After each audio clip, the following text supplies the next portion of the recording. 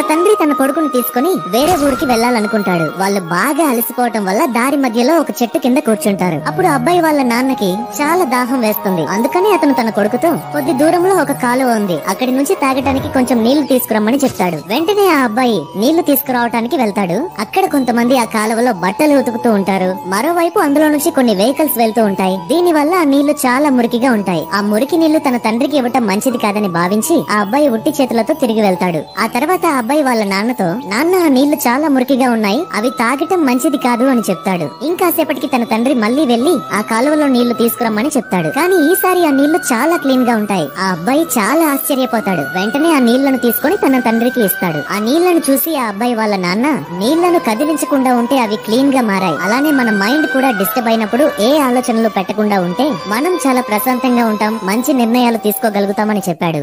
ఒక కొడుకు తన తండ్రిని ఒక రెస్టారెంట్ కి తీసుకుని వెళ్తాడు. తండ్రి ముసలివాడు కావడం వలన సరిగ్గా తినలేక ఆహారాన్ని మొత్తం బట్టల మీద వేసుకుంటాడు. అది గమనించిన పక్కన వాళ్ళు చిరాకుతో ఇతనేంటి ఇలా తింటున్నాడు అని విసుక్కుంటారు. అప్పుడు ఆ కొడుకు తన తండ్రి పక్కన కూర్చొని ఏం విసుక్కోకుండా తన తండ్రికి తినిపించి తర్వాత వాష్రూమ్ లోకి తీసుకుని వెళ్లి తన బట్టల్ని క్లీన్ చేస్తాడు. జుట్టు దువ్వుతాడు.